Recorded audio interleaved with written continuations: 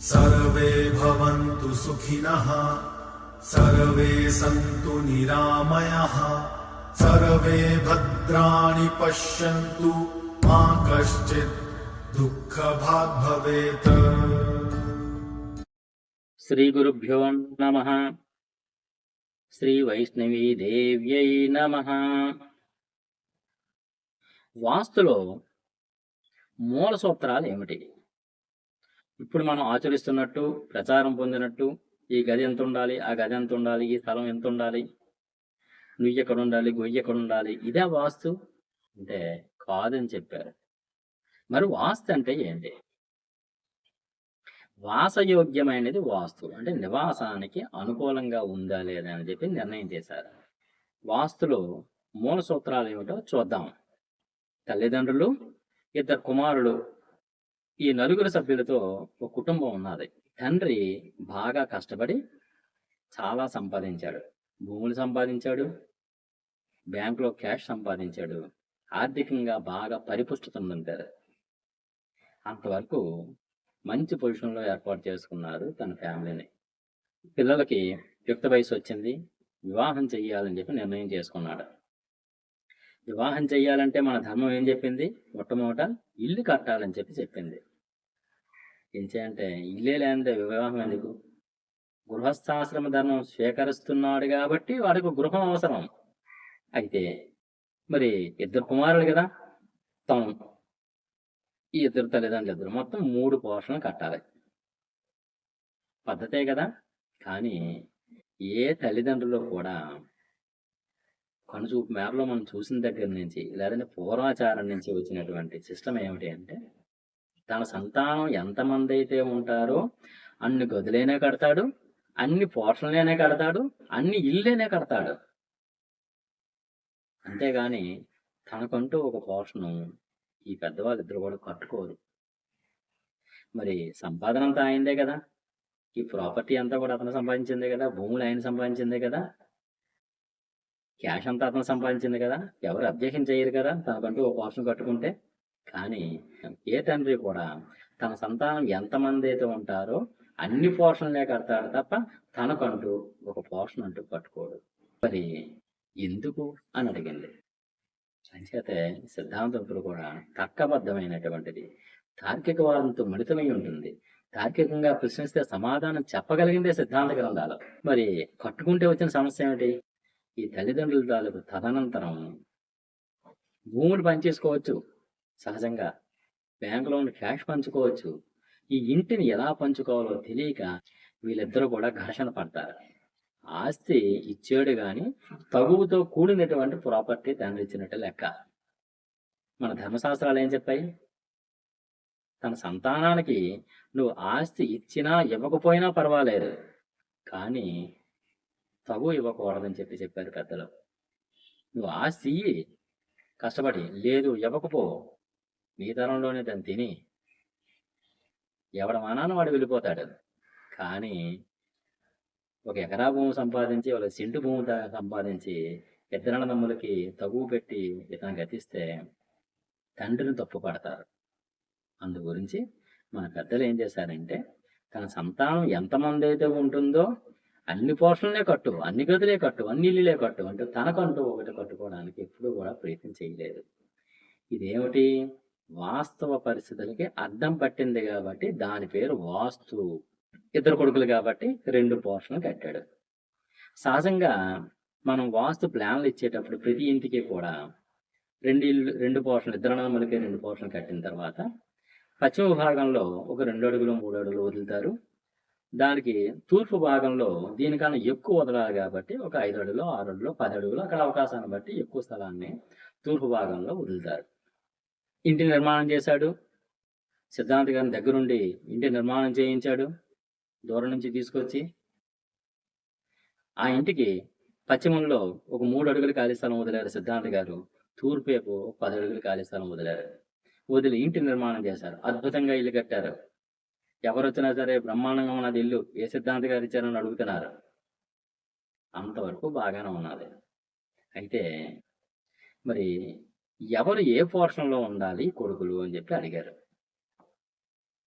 సాధారణంగా వాస్తుశాస్త్రం ఏం పర్వాలేదు, ఇద్దరు అన్నదమ్ములే కాబట్టి ఎవరు ఎక్కడున్నా పర్వాలేదు, వాళ్ళకి నచ్చిన చోట ఉండొచ్చు అని చెప్పిందనుకోండి, వెంటనే ఆ ఇంటిలో రాత్రికి తగు వచ్చేస్తుందని చెప్పింది.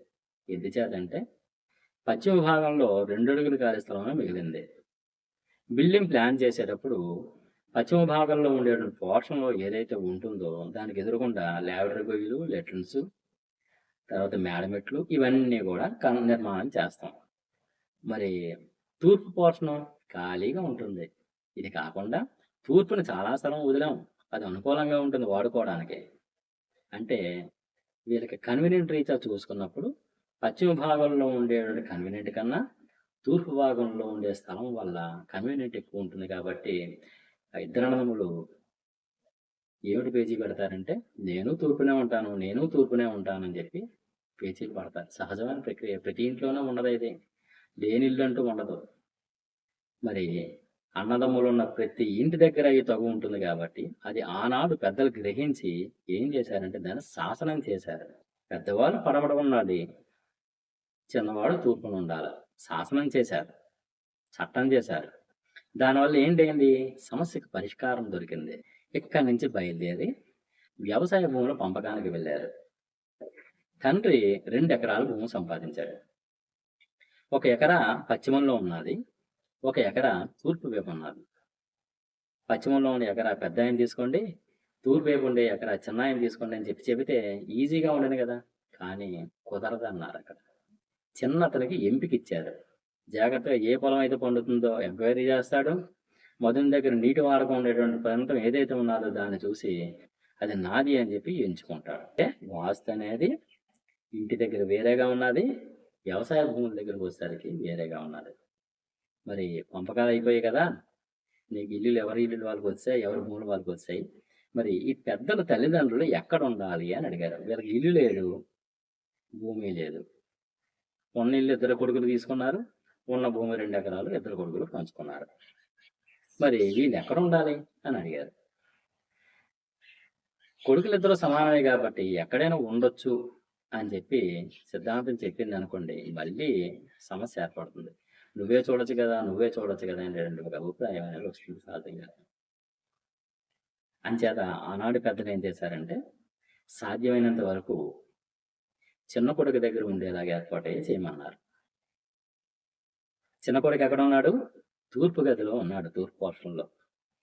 మనకి అందరికన్నా పెద్ద ఆయన పశ్చిమంలో ఉండాలి, మీద పక్కన ఉండాలి అని చెప్పి వాళ్ళు చెప్పారు. మరి పశ్చిమంలో ఉండాలి అన్నప్పుడు మరి అందరికన్నా పెద్ద ఆయన ఈ ముసలి వాళ్ళు ఇద్దరే కదా, మరి వీళ్ళు తూర్పు వైపు ఉన్నారు, తప్పు కదా అవుతుంది అనేటువంటి ఒక అనుమానం అనేది సంకట స్థితి ఏర్పడ్డది.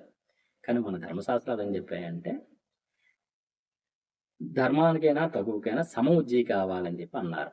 సమవుజ్జి అంటే ఏంటంటే ఒక తరానికి సంబంధించినటువంటిది. ఒక తల్లి గర్భంలోంచి పుట్టినటువంటి వాళ్ళకి మాత్రమే ఎవరు చిన్న ఎవరు పెద్ద, తల్లిదండ్రులది ఒక తరం, పిల్లలది ఒక తరం కాబట్టి వాళ్ళకు చూడకూడదు. ఈ ఏకగర్భజనితులైనటువంటి అన్నదమ్ములకు మాత్రమే ఎవరు పెద్ద ఎవరు చిన్న అని చెప్పి చూడమని చెప్పారు.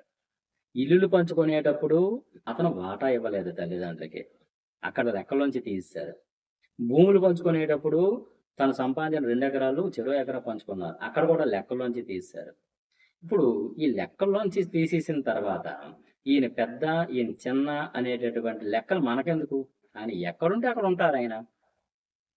పెద్ద కొడుకు పోషిస్తే పోషిస్తాడు, లేదు చిన్న కొడుకు పోషిస్తే పోషిస్తాడు, లేదు వాళ్ళకి ఇష్టం లేదు ఇక్కడ ఉండడం అక్కడ ఉండడం లేదు, ఈశాన్యములు పాకట్టుకుని ఉంటారు. అంతే తప్పించి వాళ్ళు ఎక్కడ ఉండాలని చెప్పి నిర్ణయం చేయడానికి సిద్ధాంత గ్రంథాలు ఎక్కడ కూడా లేవు. వాళ్ళ అవకాశాన్ని బట్టి ఉంటారు ఎక్కడో దగ్గర. పద్ధతి చిన్న కొడుకు దగ్గర సంరక్షణలో ఉండాలి. తల్లిదండ్రులని ఎవరైనా ప్రశ్నించమన్నాడు. మీ పిల్లలు ఎక్కడున్నారు అని అడిగినప్పుడు ఫలానా దగ్గర ఉన్నారు, లేదంటే నా దగ్గరే ఉన్నారు అని చెప్పి చెప్పమన్నారు. ఒక 20 సంవత్సరాలు 30 సంవత్సరాలు ముందు వేసినటువంటి ప్రశ్న ఇదే ప్రశ్నని 30 సంవత్సరాల తర్వాత మళ్ళీ ఏ విధంగా ప్రశ్న వేయాలి అని అడిగితే ఇలాగే ప్రశ్నిస్తే మీ పిల్లలు ఎక్కడున్నారు అని అడగడం తప్పు అని చెప్పారు.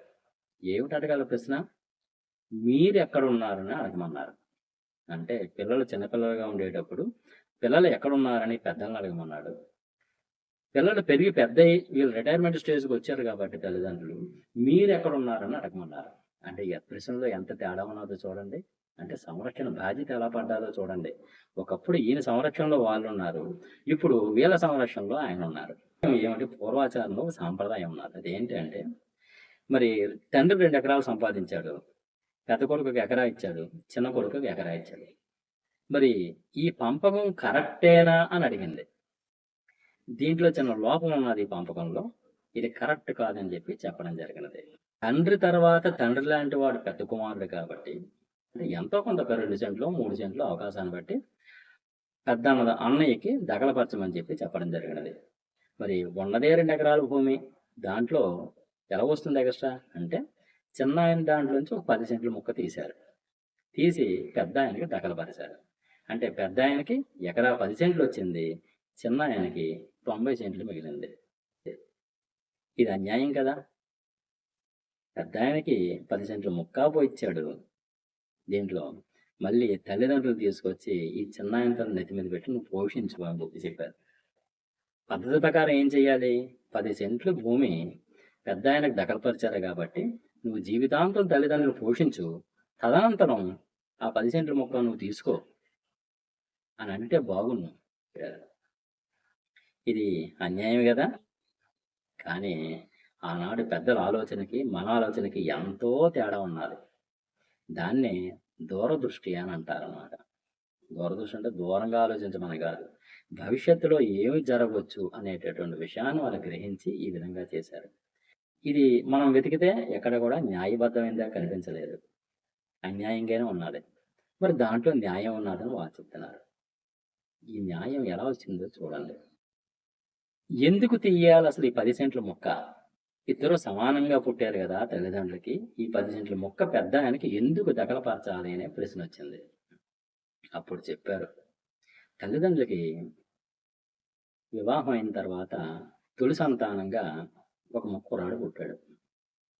వాడికి జ్ఞానం వచ్చే వరకు కూడా వీళ్ళిద్దరి తాల సంరక్షణలో ఉండాలి. పూర్తి బాధ్యత. వాళ్ళు ఎక్కడుంటే అక్కడ ఉండవలసిందే కుమారుడు. అయితే కొంతకాలం అయిన తర్వాత 2 ఏళ్ళు, 3 ఏళ్ళు, 4 ఏళ్ళు అయిన తర్వాత రెండో కుమారుడు పుట్టాడు. మరి ఈ రెండో కుమారుడు పుట్టిన తర్వాత ఈ తల్లిదండ్రులు కొద్ది ఖాళీ ఏర్పడ్డారు. ఏం చేత?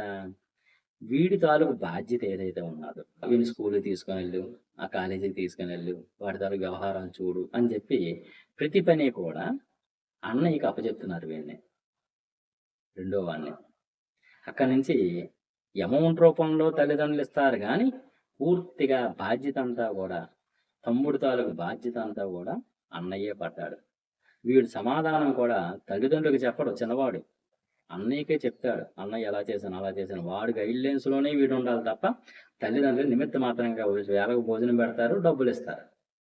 బాధ్యత అంతా కూడా అన్నయ్య పడ్డాడు. అందు గురించి తండ్రి తర్వాత తండ్రి లాంటి వాడు అన్నయ్య కాబట్టి ఆ ప్రియారిటీ ఆయనకి ఇచ్చి 10 సెంట్ల ముక్క ఆయనకి ఇవ్వడం జరిగినది. అయితే దీంట్లో భగవంతుడి తాల ప్రమేయం కూడా ఒకటి ఉన్నది. ఏమిటి భగవంతుడి తాల ప్రమేయం అంటే, ఈ మొత్తం ఆస్తికి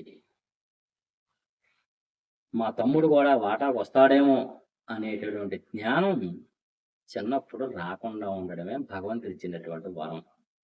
ఆనాడు ఎంత ధర్మబద్ధంగా, ఎంత న్యాయబద్ధంగా పంపకం చేశారో చూడండి. అలా చేశారు కాబట్టే ఇప్పటికీ కూడా ప్రాపర్టీ విషయాల్లో ఎటువంటి సమస్యలు లేకుండా ఈజీగా పంచుకుంటున్నారు. మన వాస్తుశాస్త్రాలు నువ్వు తీయాలంటే అలా అక్కడ తీయాలి, గొయ్యి తీయాలంటే ఇక్కడ తీయాలి, ఇది సెకండరీ. ఒక నివాసం ఏర్పడ్డ తర్వాత నీ సదుపాయాలు, నీ అవకాశాన్ని బట్టి ఎక్కడెక్కడ ఏంటి కావాలో నీకు ఇబ్బంది లేకుండా తెలియపరచడం గురించి ఒక సిస్టమ్ ఏర్పాటు చేశారు అంతే. ప్రమాణబద్ధంగా, ప్రమాణం తప్పకుండా ప్రమాణబద్ధంగా ఒక ఏర్పాటు చేశారు. అసలు వాస్తులో ప్రమాణం అంటే ఏమిటి అది తెలియాలి కదా. వాస్తులో ప్రమాణం అంటే ఏమిటి అనేటువంటి విషయం తర్వాత వీడియోలో నేను చెప్తాను. జాగ్రత్తగా మీరు అబ్జర్వేషన్ చెయ్యండి. దీంట్లో తర్కబద్ధమైనటువంటి రీజన్ ఉండాలి. ఏదైనా ఒక విషయాన్ని మనం మాట్లాడేటప్పుడు నోటుకు వచ్చింది మాట్లాడకూడదు. పెద్దలు మనకి ఏం చెప్పారు, దాంట్లో ఎంత యథార్థత ఉన్నదని మనం గ్రహించాలి. మనం వినడంలో ప్రమాణం, మనం చెప్పడంలో ప్రమాణం, మనంతా మనం ఆలోచించుకోవాలి. మనం ఏదైనా ఎదుటివారు చెప్పినప్పుడు వారు అవతల వారు ఏ ప్రశ్న వేస్తారనేది జ్ఞానం మనకు ఉండాలి. దాని సమాధానం చెప్పగలమా, దాటవేసేస్తామా అనేటువంటి విషయం పరిజ్ఞానం ఉన్నప్పుడు మాత్రమే నువ్వు స్వచ్ఛంగా, ధైర్యంగా మాట్లాడగలవు. అంచేత నెక్స్ట్ వీడియోలో వాస్తులో ప్రమాణం అంటే ఏమిటో మీకు చెప్తాను. ప్రతి దానికి పరిష్కారం ఉంటుంది తప్పించి దోషాలంటూ ఉండవు. ఆ సమస్యలు కూడా లేకుండా ఏర్పాటు చేసేటువంటి నిర్మాణ శైలి విధానం ఏదైతే ఉన్నదో అదే వాస్తు. ఈ వీడియో నచ్చితే షేర్ చెయ్యండి. ఈ ఛానల్ సబ్స్క్రైబ్ చెయ్యండి. నమస్కారం.